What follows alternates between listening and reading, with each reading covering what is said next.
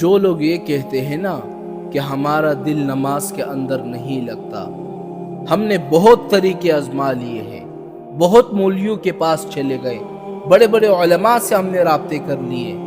لیکن پھر بھی ہم جب نماز پڑھتے ہیں ہمارا دل نہیں لگتا۔ تو میرے بھائی میری ایک بات یاد رکھنا، شاید آخری بات ہو میری،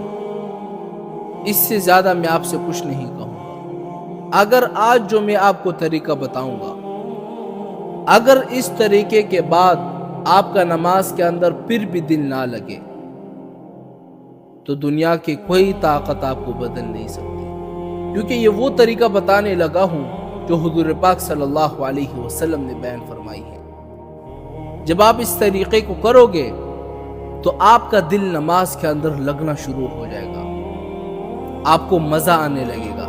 پھر آپ کا اور دل چاہے گا کہ میں نوافل بھی پڑھوں، سنتیں بھی پڑھوں، فرض بھی پڑھوں، جتنا زیادہ ہو سکے تو پڑھوں۔ یہ آخری طریقہ میں بتانے لگا ہوں۔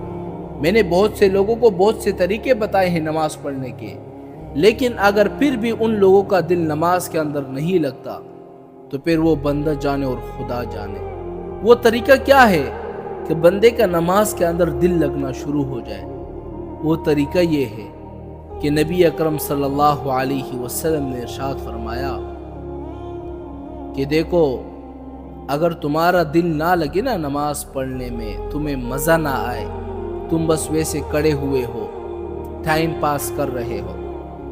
نبی کریم صلی اللہ علیہ وسلم فرماتے ہیں کہ جب بھی تم نماز پڑھو،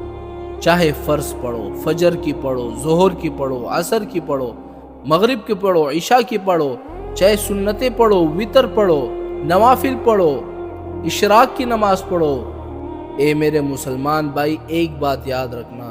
کہ جب بھی تم نماز پڑھنا شروع کر دو تو ہر نماز سے پہلے تم یہ سوچو کہ میرے پاس ملک الموت آ پہنچا ہے، اور اس ملک الموت نے مجھے صرف آخری چانس دیا ہے، اور اس ملک الموت نے مجھ سے یہ کہا ہے کہ اے بندے، یہ تیری آخری نماز ہے، اس نماز کے بعد فوراً میں تمہاری روح قبض کر لوں گا۔ تو اب تم خود سوچو، اگر تمہیں پتہ لگ جائے کہ یہ میری زندگی کی آخری نماز ہے اور اس نماز کے بعد میں مر جاؤں گا، تو بندہ کتنا رو رو کے اللہ تعالیٰ سے دعائیں بھی کرے گا، اور نماز کے اندر کیسا اس کا دل لگ جائے گا، پھر اس کا ذہن ادھر ادھر بھی نہیں ہوگا، بس اللہ سے اس کا رابطہ پھر مضبوط ہو جائے گا۔ تو میرے نبی نے صرف ایک طریقہ یہ بتایا ہے کہ تم جب بھی نماز پڑھو تو اس نماز کو یہ سوچ کر پڑھو کہ یہ میری زندگی کی آخری نماز ہے، پیچھے ملک الموت کھڑا ہے اور اس نماز کے بعد میری روح قبض کر لے گا، تو تمہارا نماز کے اندر دل لگنا شروع ہو جائے گا۔